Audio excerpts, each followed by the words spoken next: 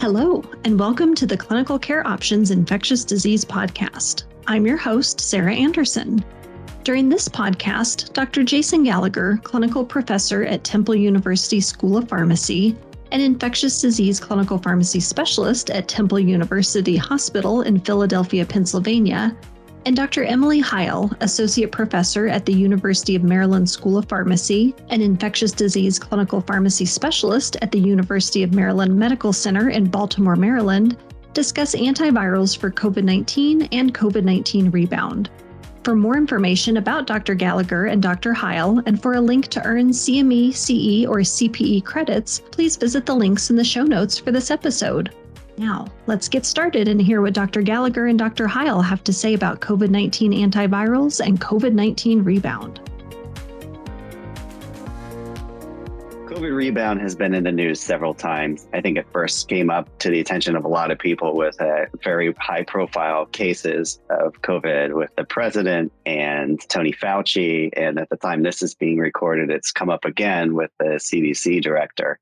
And most of the time when people discuss it, they're talking about it as pertains to nirmatrelvir, ritonavir therapy. One of the things I think is pretty important is to define exactly what this is. And this is sort of the first stumbling block in this discussion, is it doesn't really have a very good definition, kind of an issue we have in COVID altogether. I'd say a big issue we have now is also in long COVID, and that sort of lacks a very good definition. Course of therapy or after initial improvement or resolution of those symptoms. We'll notice how some of them define these in different ways. What do you think, Emily? Yeah, I think before we can even dig too much into Rebound, we're probably going to end up having a conversation on what the role of these agents are in the current setting is to begin with. So maybe let's start our journey by talking about the landmark studies that actually got these agents to utilization in COVID-19. I was going to say to the market, but we are dealing with kind of a mix of FDA approved and EUA agents, so market's not the right term here. But maybe let's talk about their big studies that got them in first, and then we'll start to unpack how Rebound came to play. Let's talk about EPIC-HR. Yeah, I think the way that you frame that is really important, because one of the issues with really most of these studies is how much the landscape of COVID has changed since the studies themselves were initiated, because the studies are largely done in unvaccinated populations and people who weren't previously infected. And that's obviously not the landscape, fortunately, that we're dealing with right now. So EPIC-HR was the landmark study that led to the approval of nirmatrelvir. EPIC-HR, the HR stands for high risk. And this was performed between July and December of 2021. And it was a double-blind randomized controlled trial of patients at high risk of poor outcomes for COVID. And they had to be enrolled within 5 days of their symptom onset. And I think probably the most important point of this study, at least in its design, is that people could not be previously infected or vaccinated. So this was an unvaccinated high-risk population. Again, different from what we're dealing with right now. So patients had to have some risk factor that put them at a higher risk of poor outcomes. The most common one was being overweight. And this was the big news story, right? When it first came out, that the relative risk reduction was almost 90% in the primary outcome, which most of these studies share, which is hospitalization or death. Matter of fact, there were no deaths at all in the nirmatrelvir arm versus 13 in the placebo. Kind of amazing to me is that the adverse effect profile was similar, whether they got the actual drug or not. But I think a lot of the adverse effects in these studies are actually due to COVID, the quote unquote adverse effects. They looked at patients whether they received therapy within 3 days or 5 days of symptom onset, and the outcomes were quite similar. But this was kind of the big one, right? And I just think it's important to recognize that while it was a huge win, I think it's kind of amazing to have a therapy this effective this quickly from the onset of a brand new disease. The patients are not the same as what we have right now. Yeah, I remember how excited I was when that study came out, and it just finally felt like we were going to start seeing a transition in the direction that the pandemic was going, and very different landscape we're dealing with now, as you mentioned. So similar study for remdesivir, which I think we all became painfully familiar with on the inpatient side, but looking at remdesivir and its role on the outpatient side was the PINETREE study. I think it came out maybe a couple weeks before or after EPIC-HR, but the study period was September of 2020 to April of 2021. So started with some alpha variant and then ended with Delta, but not Omicron, very different from where we are now. Almost identical kind of patient population in terms of who they were. So high-risk patients within 7 days of symptom onset, so a little bit larger window than the oral medications, but patients that were at high risk of progressing to severe disease. And these were not patients that had had any previous COVID-19 hospitalizations or vaccinations. So again, totally different patient population than this day and age. Very similar in characteristics to your EPIC-HR group. Most of the patients were around 50 years of age, only about a third were greater than 60, and diabetes was the most common comorbid condition, but most patients had 2 or more comorbidities, so definitely a patient population at high risk of progressing to severe disease. Same endpoint as EPIC-HR, looking at COVID-related hospitalizations, where they saw a relative risk reduction of 87%, so patients in the remdesivir arm had a 0.7% COVID-related hospitalization rate compared to 5.3% in the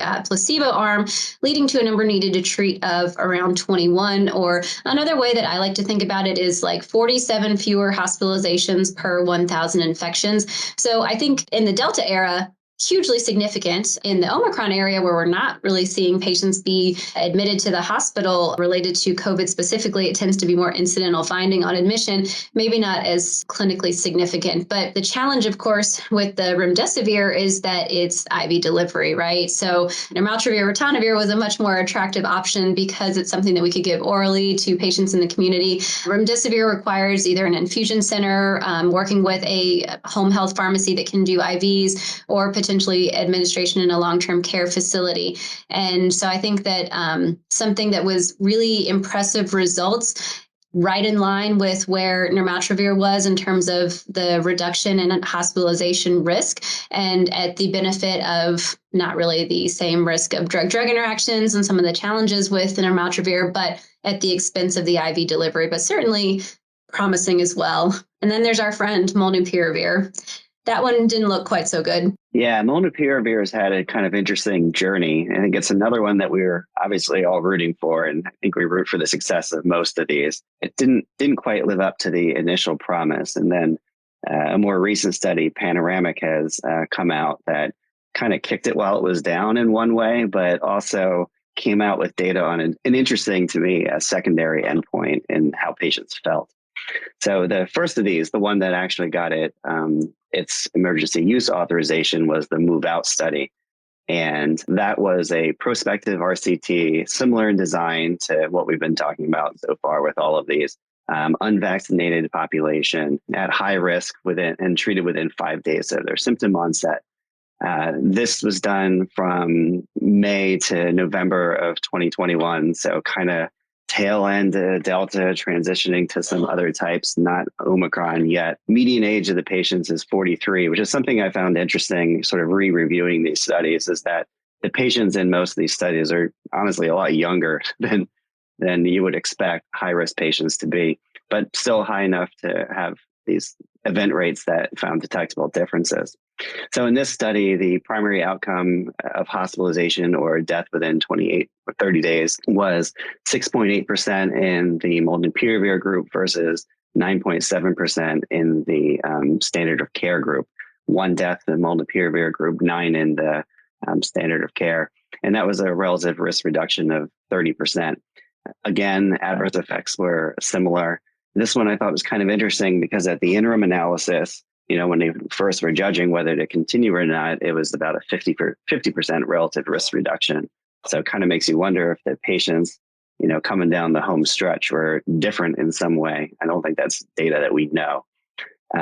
But even though it wasn't the home run that the EPIC-HR study, I think, originally was, it did lead to this drug making its way onto the market through emergency use authorization. And it's a drug that does not have the significant drug interactions associated with ritonavir.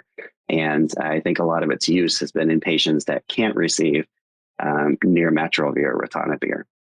Another large study for molnupiravir is the Panoramic study.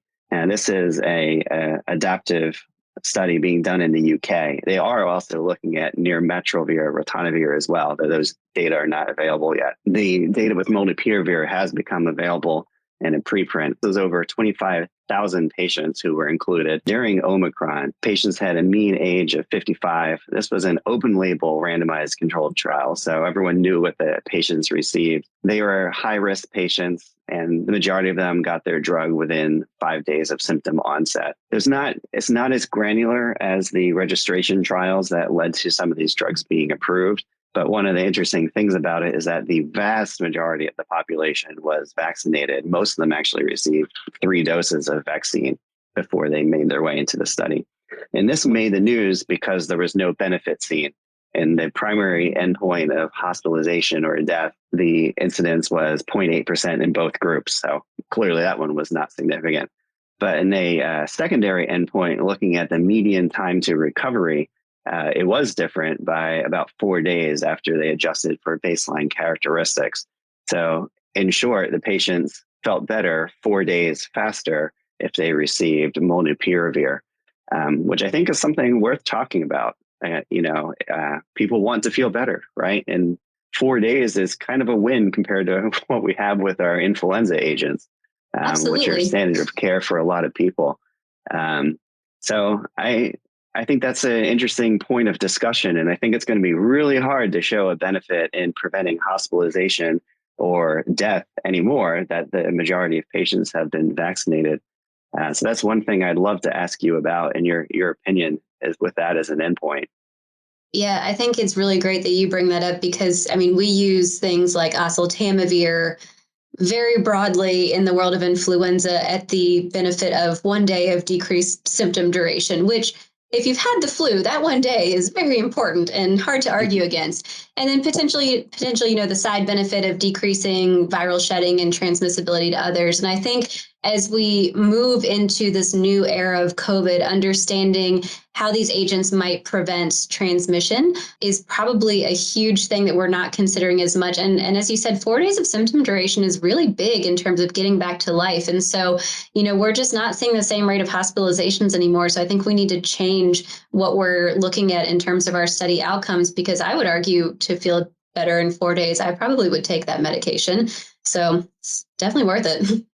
Yeah, I don't think I would argue it either, especially if the government is paying for my treatment, which I don't think will be the future, but it has been the past. Luckily, I think we're starting to get a little bit more insight into what's going on with these agents now in the world of Omicron. And I'm sure this comes up for you all the time. I'm just thinking back like a week or two ago, I had a colleague who called me and she said, my dad's 93 years old. He just got diagnosed with COVID. Here's all the laundry list of medications he takes, many of which would interact with nirmatrelvir or ritonavir. Should I recommend that he take it? Which in and of itself, I think is a discussion, being a vaccinated patient in the setting of Omicron. And I think you actually said you had maybe a colleague that asked you about what to do with the drug in the setting of a rebound too, right? Yeah, I mean, I think we all anecdotally know these cases. I've had friends who have received nirmatrelvir, ritonavir, who had rebound in symptoms. And whether they need to take a second course or not is something we can discuss. I'm sort of very highly biased towards no for the vast majority of those people, especially because there's so many soft prescriptions for them in the first place. But kind of interesting that you mentioned that, because just yesterday, my neighbor has COVID. My neighbor has MS, and his response to the vaccines measured, and he has not responded to them. And so he was prescribed nirmatrelvir, ritonavir, and somehow has 2 interactions also, one of which says, do not use these together. And that seemed to sneak through the system. And it's a manageable interaction. It's something that can be held for the time period, but it is a real concern. It definitely comes up, and it does make it does highlight the utility of something that does not inhibit 3A4 so potently. One interesting thing when you look across these studies is that there are some differences between them. But they're all high-risk patients. And yet, as you go further and further from the beginning of the pandemic, the event rates come down. And that's particularly true, obviously, in Panoramic, where the vast majority of people were vaccinated. But they powered their study around a 3% event rate, and it was actually 0.8%. And that's just gratifying to me. You know what I mean? As much as it was, a bummer to not see the drug have the same kind of effect in preventing people from being hospitalized is better news to see people not being hospitalized in the first place. I'll take that as a plus. Absolutely. Some of these registry studies that we're going to start to talk about have these insanely huge numbers in them, and the outcomes are so rare that it's hard to find a needle in a haystack. But it's great news that needle is so uncommon. So seems like a good transition point to talk about some of the Omicron-based data that we have for these new antiviral agents, getting a little bit more into the here and now of vaccinated patients and currently circulating variants. So I think we have the most data with nirmatrelvir, ritonavir as it relates to kind of utilization in the here and now. And so the first study that I think is worth mentioning was published in the New England Journal of Medicine in August of this year by Arbel and colleagues. This was out of Israel. This was an observational retrospective cohort study. So, kudos to COVID and to these guys for getting a retrospective cohort study published in the New England Journal of Medicine. I don't think you could have said that 2 years ago, but here we are. And they used data from the Clalit, probably not saying that correctly, I'll say CHS, which is a health services organization that covers half of the entire Israeli population. So this was a huge database that represented about half the Israeli population. And they included patients from January to March of 2022, at which time the Omicron variant was the dominant strain in Israel. So there's no subvariant info, but pretty much all Omicron during this time period. To be included in the study, patients had to be at least 40 years or older and have confirmed SARS-CoV-2 infection and diagnosed with COVID-19 as an outpatient. They had to be deemed eligible for Paxlovid therapy based on lack of drug interactions or other contraindications from the package insert. And then something that's kind of unique to this study, the goodies are always in the supplemental materials. If you look in the supplementary index, the way they defined high risk for progression was actually based on a risk model that was developed by their health system. And so they had a risk scoring system that included a lot of our usual suspects in terms of risk for disease progression, such as like age, immunosuppression, comorbidities, obesity, all that good stuff. And they put together a scoring system that actually works pretty well. They have previously published on this model, and they found that at a threshold that only identified 18% of the population in their cohort as having an elevated risk for severe COVID-19, this model actually captured 92% of individuals that ended up having severe COVID when they did their initial model validation. So that's how they identified patients at high risk for progression that qualified for Paxlovid. They excluded patients that were living in a long-term care facility or were hospitalized on the same day as the positive COVID test or had received treatment with molnupiravir or a monoclonal. Unfortunately, though, their primary outcome was hospitalization due to COVID-19, so maybe not the outcomes that we'd be more interested in today, but still a relevant outcome. And the secondary outcome was death due to COVID-19. They also did a predetermined subgroup analysis based on immunity status. So one of the important things about this study is that a lot more patients included had previous vaccination. So they categorized people into non-immune, which was no previous vaccination or infection, or had only received a single dose of an mRNA vaccine. And then everyone else was considered to be in an immune group. So there were 1.1 million people in this database that had COVID during the study period, of which a little over 109,000 met the study criteria. Of that 109,000, only 3,900 received at least one dose of nirmatrelvir or ritonavir. So uptake of therapy in Israel wasn't huge considering how many people met the study criteria. So we've drilled down from over 1 million people with COVID, of which over almost 110,000 met criteria for nirmatrelvir therapy, to 3,900 that got at least one dose of drug. So the median age was 60 years old, with about 40% being 65 years or older. Most common comorbidities were obesity, hypertension, and diabetes. And really importantly, 78% had previous immunity from vaccination, previous infection, or a hybrid of both. So Omicron, highly vaccinated population, very different from our EPIC HR study. Also, I thought was pretty important was that the median time from positive test to initiation of therapy was 2 days. So that doesn't tell us time between symptom onset and starting, but at least it was a pretty quick start from when patients were officially diagnosed. So in their analysis, they actually focused on the subgroup of patients who were greater than or equal to 65 because they were far more likely to get treatment. And in this group, 0.4% of the patients that got nirmatrelvir ritonavir were hospitalized compared to 1.9% of patients that did not get treatment, which resulted in an adjusted hazard ratio of 0.27. When you zeroed in on the group that was age 40 to 64, there was the exact same rate of hospitalization in the treated and untreated group, 0.5% in both arms. So as you mentioned before, exceedingly low and very different from what we saw with earlier variants. Interestingly, and maybe not unexpected, immunity status did have an impact. So for those that were greater than or equal to 65 years of age with previous immunity, the adjusted hazard ratio with nirmatrelvir treatment was 0.32, resulting in a number needed to treat of 111. Whereas without previous immunity, the hazard ratio was 0.15 with a number needed to treat of around 14. So really dramatic difference, really helping us to zero in on the patients that we should be considering treatment for at this point. And that history of vaccination seems to make a really big difference. I thought that this study was nice in that they did a lot of statistical gymnastics to try to overcome some of the limitations of these retrospective cohorts. So for one, we always have to worry about immortal time bias, which is something that I don't think I knew much about pre-COVID, but am learning much more about as we're doing a lot of this like epidemiologic retrospective type studies. But you have to survive from the event long enough to get the prescription or get the treatment. When you're comparing treatment to no treatment, there is potential for bias in favor of the treatment because those who had the event prior to possibly getting the treatment are controls by default.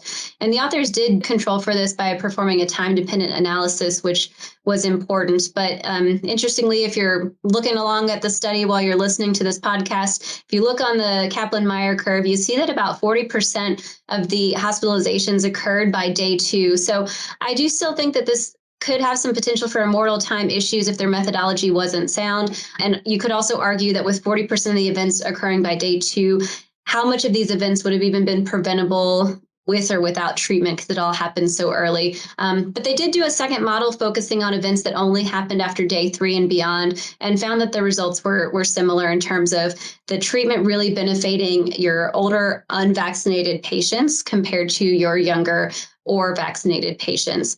Interestingly, in this study, and we are here to talk a little bit about COVID rebound, there was zero mention of rebound. It's not something that was addressed at all, so not something that was considered. But I don't know. I thought that was a pretty interesting study that added something to the mix. What do you think, Jason?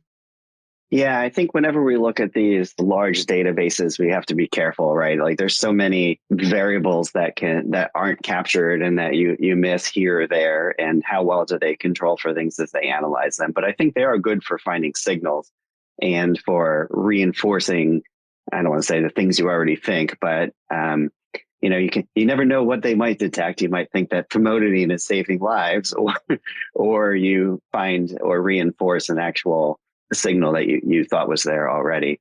And along those lines, a preprint that I saw, I thought was kind of interesting by Wang and colleagues. I think as much as we talk about the unvaccinated population and how we're past that, I think we're sort of reflecting a little bit of a U.S. bias in that, because it isn't the case in all of the world. And one of the places that you would think would be pretty far ahead of this, but not so much, is Hong Kong. The controls for COVID in that part of the world were pretty intense. And I can't say why this is the case, but in this study that looked at patients who received molnupiravir or nirmatrelvir ritonavir between February and April of this year. And those patients you'd expect, if you were to look at a US-based study or let's say a European study, you'd expect to be a good portion of people had previously infected and or vaccinated. Amazingly, in this one, nobody was previously infected, and only up to 10% of patients were vaccinated. In a study done or looking at patients earlier this year, and the uptake of vaccine has just been very low in Hong Kong. So in a way, this is a chance to kind of almost look back in time, for what we're dealing with in this part of the world. It was a retrospective cohort of a little over 40,000 people. And in their analysis, they propensity score matched with untreated controls. So the concern for bias, as Emily pointed out, is here also. And they did find in this analysis that both antivirals decreased mortality, molnupiravir with an adjusted hazard ratio of 0.48 and nirmatrelvir ritonavir with one of 0.34. The patients who received molnupiravir were overall a little older, a little sicker. They did just for that to find it. They also found decreased progression and oxygenation. And I was just stunned to see that vaccination rate, which obviously, because I'm perseverating on it, really stunning, but also kind of scary, and shows that, we haven't moved forward as much as we think sometimes. Okay, so now we have to transition into EPIC SR. So we've spoken about the EPIC HR trial already, but that wasn't the only bit of epicness that the creators or the purveyors of nirmatrelvir, ritonavir have studied. There's also the EPIC SR study, say standard risk population. So whereas EPIC HR, the patients were at high risk for going on to developing severe complications from COVID. These were patients who were not at that. And they were either vaccinated with a high risk factor or they were unvaccinated. A little more than half of them were vaccinated in this study. Now, this study has not been published. It has not been shared. I'm sort of very eagerly awaiting these results, to say the least, because the study was fully closed in June, but closed to enrollment in December of 2021. So all we know is what has come out of the press release, where there were non-significant differences in outcomes between the patients who received a drug and the patients who don't. There's relative risk reductions that seem to be in favor of drug, but they're not significant because the event rate was too low. And in fact, this study was stopped early. One of the interesting notes in this is one of their sub-analyses, secondary analyses, was sustained symptom relief for 4 consecutive days to see if the nirmatrelvir, ritonavir decreased that. And again, all we have are these announced results, but that was not met. Nothing about Rebound, don't know the demographics of the patients. But I'd say it's high time for us to get a peek at EPIC SR, because I would argue that a lot of the patients actually receiving a drug probably fall into the category of that study. What do you think, Emily? Yeah, I have anxiously awaiting that publication. I think the press release was a little bit of a tease, and we're all very curious to see the full data set, because it's going to have, big implications on how we position this drug in the current time period. So I think it's time to transition into a little discussion on Rebound, since that's what we're here to talk about today, and that's the hot topic on nirmatrelvir therapy. And I was digging a little bit into some EPIC HR and SR history in preparation for this. And I did see that in the EPIC HR clinical trial, they showed that somewhere between 1% to 2% of participants in both the treatment and placebo groups tested positive, again, for SARS-CoV-2 after initially testing negative. So saw the kind of rebound phenomenon potentially in both the treatment and placebo groups, and trying to dig a little bit into, is this anecdotal and what is the data for actual rebound? So I think the first paper that has actually made it into the press, we're going to be talking about a few preprints here, but one that is an EPUB ahead of print in Clinical Infectious Diseases comes from the Mayo Clinic group. And this was a retrospective review of patients in Mayo Clinic in Rochester who did get treated with nirmatrelvir ritonavir. And so they had a pretty interesting scoring system for the Mayo Clinic hospital system, where patients were assigned a monoclonal antibody screening score and a COVID antibody screening tool score, which categorized their risk of progression to severe disease. And if they were considered eligible based on those scoring systems, they were given the option of nirmatrelvir ritonavir, the 3-day course of remdesivir a la the PINETREE study, or a monoclonal antibody, depending on which one was still viable at the time. And they did make note that for immunocompromised patients in the Mayo Clinic, they really emphasized monoclonal antibodies over the antiviral treatments. And so when we get into the results of this study, there's very few immunocompromised patients, just based on how their internal algorithms were set up.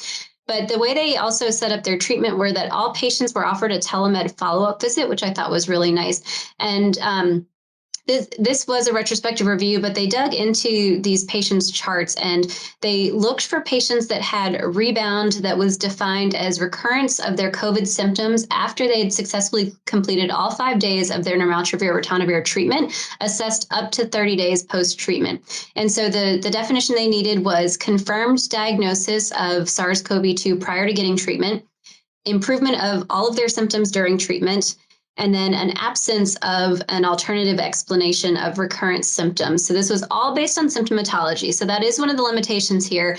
They apparently had a very strict institutional diagnostic stewardship task force in place that prevented any COVID repeat testing within 90 days following the diagnosis of COVID. So we're calling this Rebound on the basis of symptoms.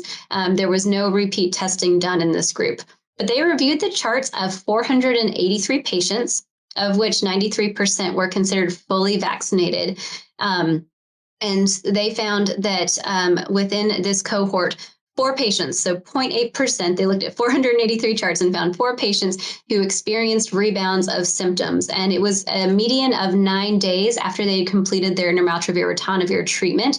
The interquartile range was 7 to 14.5 days. So all 4 of these patients were fully vaccinated, and all of them had multiple comorbidities. 2 of the 4 went to their PCP with these repeated symptoms. The other 2 were kind of managed at home, and all of them improved without any further COVID-directed therapy, and there were no alternative diagnoses found. But again, there was an underrepresentation of immunocompromised patients as monoclonals were favored per their treatment protocol. And without the COVID repeat testing, can't say for sure that that's what was happening, but kind of interesting to put that 0.8% in the context of what seems like all over the news as a much more frequent phenomenon. Yeah, and kind of goes back to what we were saying earlier about the lack of a definition here. And I guess from the patient standpoint, what do they care if they're virologically rebounding if they feel like crap? But I guess the reason they should care is the rest of us are going to be exposed to them. So if you feel bad again, go home rather than charging forward and pushing through it. I feel like that's one of the lessons that I hope people take out of the pandemic overall is when you are sick, no one wants to see you at your job. I also think it's intriguing how, well, obviously the number of patients in that study was pretty small, and these studies are sort of all over the place with their incidence of rebound. The one thing that seems to keep coming up is the comorbidities, like exactly the kind of patients you would expect to have problems overall are the ones that seem to be rebounding also. And that was one of the things that was found in another retrospective study. This looked at an enormous database looking at patients all over the U.S., a database of electronic health records where they looked retrospectively at patients who received either molnupiravir or nirmatrelvir ritonavir. There were 13,644 of them. And in this study, they received it between January 1st and the beginning of June. So well into Omicron here. So about 11,000 patients got nirmatrelvir ritonavir, 2,300 molnupiravir. I don't think that's a surprising spread that there's more people have been using the one that had the better studies or the stronger appearing data up front. Now, this was a database study, so they had to look at how things were coded, and I think that's potentially problematic. So they looked for coded symptoms or coded infections for rebound. So just as an example, a symptom would be sore throat. And if the patient's sore throat resolved and then they represented and had a sore throat, that would get coded as a possible recurrent or rebounding infection. Fever, cough, loss of taste. So some of those make a lot of sense, but also rash, diarrhea, which could just be diarrhea. So again, when you look at these, EHR studies, they're very broad and capture a lot of noise while they're looking for the signal. And they followed patients for up to 30 days, though. And they also looked at patients at 7 and day 30, whether they had recurrence in either of those. No strategic virologic assays unless patients were tested by their own providers. They did do a propensity score to match patients to try to take out some of the confounders. Overall, the molnupiravir patients were older with more comorbidities, which I do think is kind of interesting because, again, you would think of giving the quote unquote better therapy to those patients, but I would suggest that they also probably have more concurrent medications that interactions are problematic with. And that may lead to the less difficult to give drug for patients that have contraindicated concomitant medications. But when they looked at, I'll just do the 30-day data here. When they looked at nirmatrelvir ritonavir at 30 days, 5.4% of patients had a positive test for COVID after they originally finished their therapy. 5.87% had symptoms, 0.77% were hospitalized. For molnupiravir, these numbers were a little higher. 8.5% positive, 8.2% symptoms, and 1.3% hospitalized. However, when they matched the patients, there was no difference in any outcome. So probably due to the fact that the patients were older with more comorbidities led to a higher incidence of these negative outcomes. And again, kind of as Emily, your study said, comorbidities seem to be the player here. Yeah, I thought this was a really interesting study. I mean, some of the things that I took away from it was that, one, this isn't unique to nirmatrelvir, even though that's the one that seems to be getting all the anecdotes. And so, again, is this natural viral course? Is it medication related? But at least it doesn't seem to be unique to nirmatrelvir. But I did struggle with this study a little bit. And I mean, kudos to the team for trying to answer this question as best you can with a database. But using ICD-10 codes to define all of these things is really challenging because, as you said, there's a lot of reasons someone could have diarrhea, skin rashes, some of these things that they were looking for as just generic ICD-10 codes out to 30 days after their initial treatment. And plus, you have no idea, did they even take their medications? Did they take the nirmatrelvir and get a nasty metallic taste in their mouth and say, forget about it after a day? And the hospitalizations could have been for any reason. I think there were just a lot of challenges with really interpreting. I also thought it was kind of interesting. The vaccination rate was really low. I think it was something like 14% in both groups, something along those lines. And so unclear how accurate that was, given that this was a US-based database, and maybe they were missing vaccine information for a lot of patients, but certainly adds a little bit to the literature. Yeah, I was wondering about that one also. It is striking. I mean, the vaccination rate was actually higher in the patients who received drugs, but that was EHR documented vaccination. And I couldn't tell you whether mine is documented in the EHR that I would be, in as I sought care for COVID-19. We're walking around with our paper cards. It's not exactly the most modern vaccine tracking system. Yeah, that's true. You and I were both COVID. No, I was going to say you and I were both COVID vaccine study participants. So we're kind of unofficial in terms of our documentation, probably. So we may have fallen out as well. Yeah. I got one that's not on that card.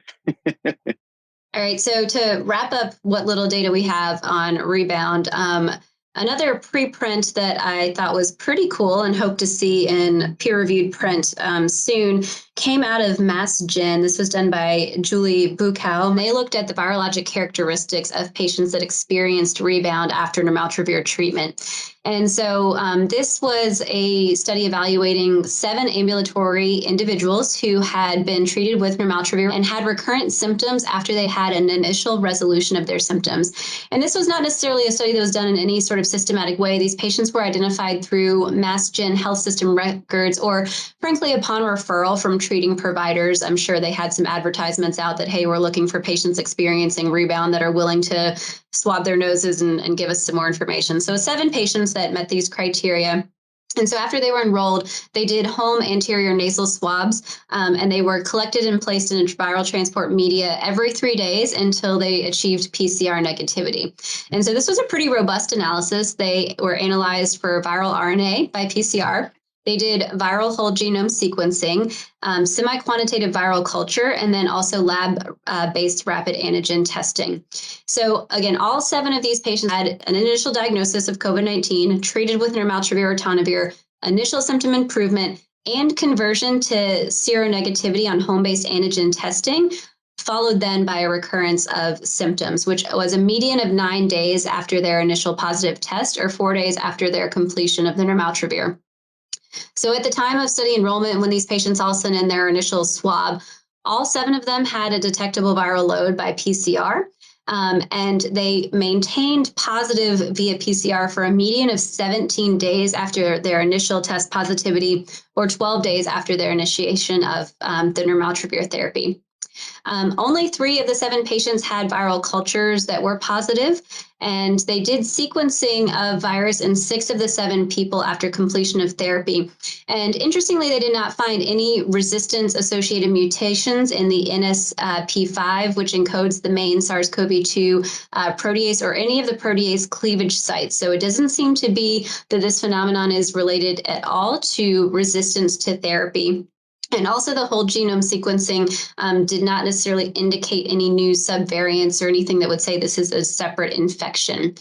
The other thing they did that was really important was the lab-based antigen testing. There was really high concordance between antigen testing and viral culture. So there were 2 specimens that were antigen positive but viral culture negative. But very importantly, there were no specimens that were antigen negative but culture positive. So it's a really good sign for those of us at home using those home antigen-based monitoring. So if a patient does experience a relapse or a rebound and they're trying to determine when they're kind of safe to reenter society, that antigen-based testing did correlate heavily. So, but my take home from this really was that there were no resistance-associated mutations identified. So this phenomenon does not seem to be related to resistance. And so mechanistically, is this we're giving the drug too early, we're not giving it long enough? Back to the concept of, well, it was also seen in the placebo arm in EPIC-HR. Is this actually just natural rebound? So is there anything out there on the natural course of this disease that might help us figure that out?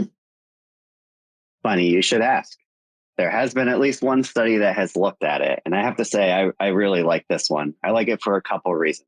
This study looked at participants in the ACTIV-2 study who received placebo. And that was one of the studies looking at monoclonal antibodies. I know bamlanivimab was one of them. There were a couple other ones in the active arms for mild to moderate infection in outpatients. So non-hospitalized patients who received no antiviral therapy, no active therapy. And speaking of nasal swabs, these poor folks were swabbed on days 0 to 14 and then 21 and 28. And also recorded symptoms for up to 28 days with a symptom score. And they looked for patients describing either increases of symptoms for a symptomatic rebound or for virologic rebound over that time period. Now, no one received active therapy here. So they sort of looked at the time period from when someone would have received a 5-day course of antivirals and kind of used that as the baseline. So they looked at the symptoms and viral count from that point and then forward to see basically who would have had a quote unquote natural rebound. There were 568 patients in this, so it was pretty substantial in size compared to some of these other studies looking at the phenomenon. And in it, they found that 12% of patients had viral rebound. There are a lot of different ways of describing viral rebound, right, as to how much it was. And they use sort of the weakest signal as a half a log increase in viral count. So they also looked at symptoms, and symptoms rebounded in 27% of patients after improvement. And after complete resolution, 10% of patients had a rebound of symptoms. And they scored symptoms and defined a increase for a significant increase for a quote unquote rebound as a symptom score of 4 or more. So they, not to go into a lot of detail, but they scored symptoms from, mild to severe, increasing values with increasing severity and different numbers of symptoms. The viral rebounders overall were older, 54 versus 47 median ages. The symptom rebounders were more likely to be women, more likely to have a higher baseline RNA and higher symptom scores. So if they were sicker, either with a higher virologic values or symptoms in the beginning, they were more likely to have symptomatic rebound. However, this was kind of interesting. The combination of symptom and viral rebound in the same patient was rare in roughly 2% of patients. So that was the same number we saw in the EPIC-HR study in both placebo and the nirmatrelvir ritonavir group. I kind of think that leaves us all over the place. Who knows what this phenomenon is? It clearly isn't zero, whether it's due to the virus itself, as this study kind of points to, or the interference that the therapy is running in the first place. I don't know. What's your gut say, Dr. Heil? I don't know. I'm tempted to think that this could be a natural biphasic pattern of viral replication. And I'm not sure. I think it also might be of interest, in the world of stewardship, we like to do the shortest possible treatment course, but maybe we do need to be evaluating longer courses of treatment to see if that might assist as well. But given how uncommon it is, I think it would be really important to target who might be eligible for those longer courses of treatment and not something that should just be done broadly. So I guess back to your our kind of case from earlier. So if someone does experience rebound, would you recommend retreatment? Yeah, I think that's really the most important question. And honestly, my answer is no, unless it's someone whose risk for poor outcomes is very high in the first place. Obviously, the biggest one would be if they're unvaccinated. But I just don't think that there's evidence that poor outcomes are occurring when people rebound. They feel poor, and I don't blame them for that. But I think people are starting to look towards these antivirals as if they're antibiotics. You know what I mean? Where with those first couple doses, you feel better. And we're just used to that level of fix. Most people can't make distinctions between viruses and bacteria. So why would we expect them to think differently of these therapies? Unless we have therapies that are proven to make people feel better, we have to remember that their real goal is to keep people out of the hospital and keep people from dying. And if someone has the inconvenience of a rebound, the therapy has done that. There's very few people, truthfully, that I would recommend therapy to again. How about you? I totally agree. I think at this point, there's not enough data to point towards any utility in giving a secondary course. And as you said, I think we really just need to be shifting our priorities in terms of how we're framing these drugs and what kind of outcomes we're studying. And if we can save a few days of symptoms, that's great. And maybe that should be the focus. And maybe there are certain patient populations that have multiple comorbidities, are completely unvaccinated, that would benefit from a prolonged treatment. But as of right now, there's just not enough information. And from the data we discussed today, the true frequency of rebound does not match the volume of anecdotes that we've heard about on the news. And so this is probably not something that we need to be acutely worried about. Thank you very much to Dr. Gallagher and Dr. Heil, and thank you to our listeners for joining in. As a reminder, to earn CME, CE, or CPE credits for this podcast, click on the link in the show notes. And please be sure to check back regularly for more episodes on important infectious disease topics. Thank you.